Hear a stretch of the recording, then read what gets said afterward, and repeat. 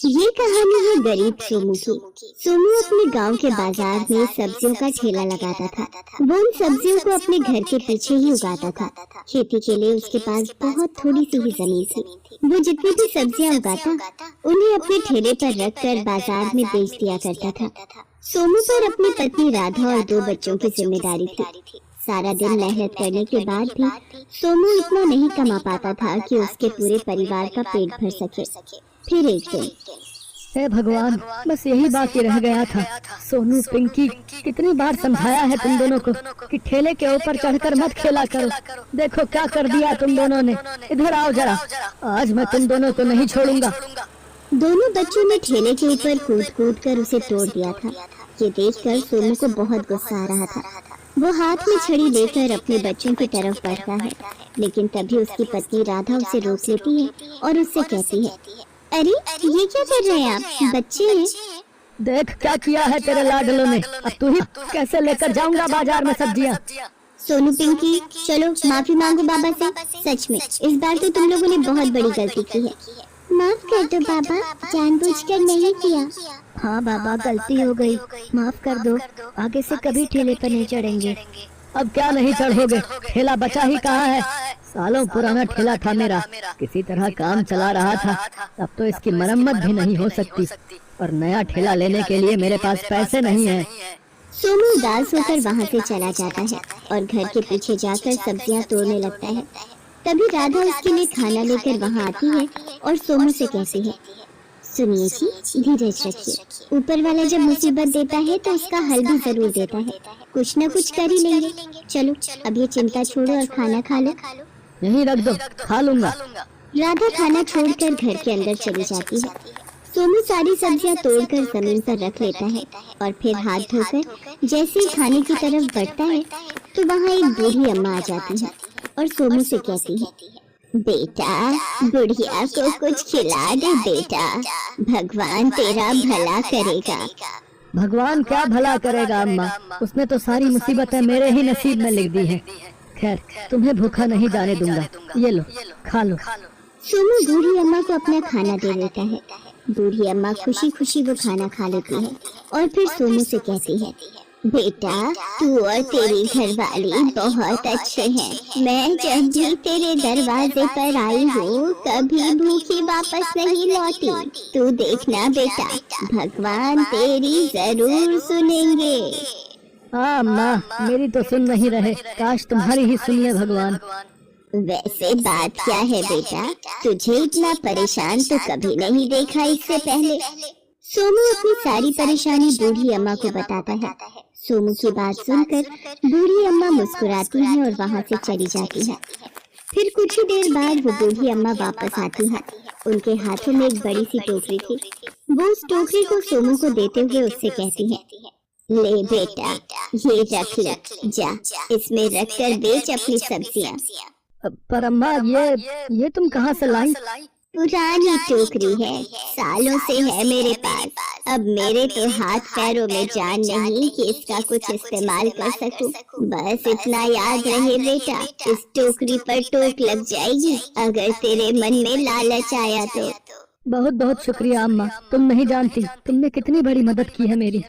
बूढ़ी अम्मा सोनू के सिर पर हाथ रखकर उसे आशीर्वाद देती है और फिर वहाँ से चली जाती है। सोनू अपनी सारी सब्जियों को उस टोकरी में रख लेता है और फिर उस टोकरी को अपने सिर पर रखकर उसे बाजार ले जाता है। उस दिन सोनू की सारी सब्जियां बहुत ही तेजी से बिक रही थी। उसे हर तरफ से ग्राहकों ने घेर रखा था। लेकिन अजीब बात ये थी कि सारा दिन ढेर सारी सब्जियां बेचने के बाद भी शाम को सोनू की टोकरी सब्जियों से भरी ही थी। ये देखकर सोनू को अपनी आंखों पर विश्वास नहीं हुआ। ये कैसे? मैं तो कब से सब्जी बेच रहा हूँ, फिर ये सब्जियाँ खत्म क्यों नहीं हो रही? कहीं ये कोई सपना तो नहीं है? सोनू फौरन अपनी जेब में हाथ डालता है। उसकी जेब पैसों से भरी थी जो उसने सारा दिन सब्जी बेचकर कमाए थे। हे भगवान, ये क्या जादू है? सोनू ने टोकरी उठाई और अपने घर की तरफ चल दिया। रास्ते में उसे कई लोगों ने रोका और उससे सब्जी खरीदी, लेकिन फिर भी सोनू ने घर पहुंचकर देखा कि उसकी टोकरी अब भी सब्जियों से भरी हुई थी। सोनू असमंजस में था और सब्जी की टोकरी को घूरे जा रहा था।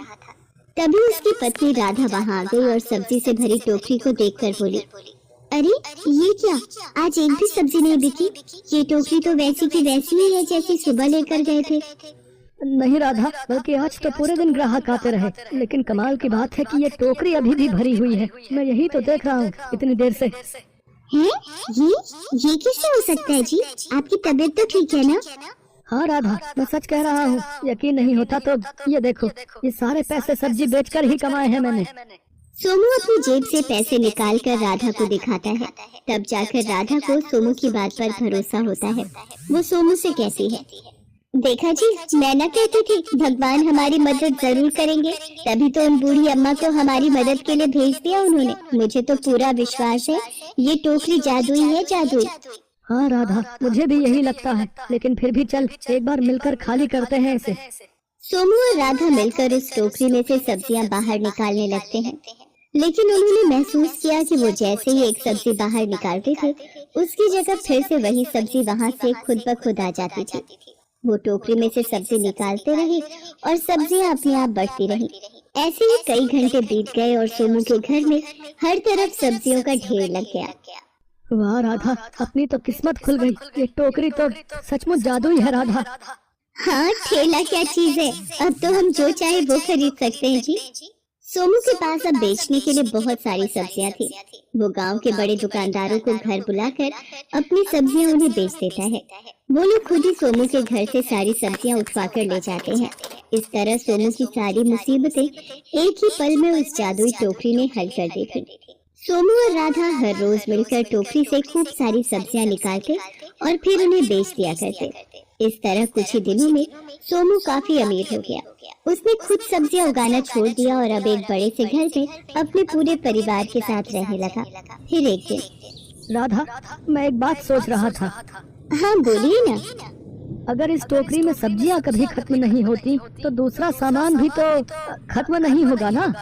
राधा सोमू का इशारा समझ गई थी। उसने तुरंत अपने गले से सोने का हार उतारकर उस जादुई टोकरी में डाल दिया और फिर कुछ देर बाद जब राधा उस हार को उठाने के लिए आगे बढ़ी तो टोकरी को देखकर चौंक गई। अरे अरे, ये क्या? सुनिए, इधर आइए जल्दी। सोमू जाकर टोकरी में देखता है। वो पूरी तरह से खाली थी।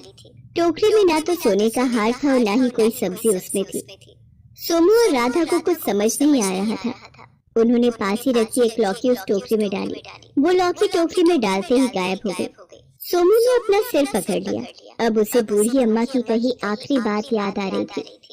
बस इतना याद रहे बेटा, इस टोकरी पर टोक लग जाएगी अगर तेरे मन में लालच आया तो। सोमू समझ गया था कि उसे उसके लालच की सजा मिली है। वो टोकरी अब भी जादुई थी, लेकिन उसका जादू सोमू को अमीर नहीं बल्कि वापस गरीब बनाने के लिए था।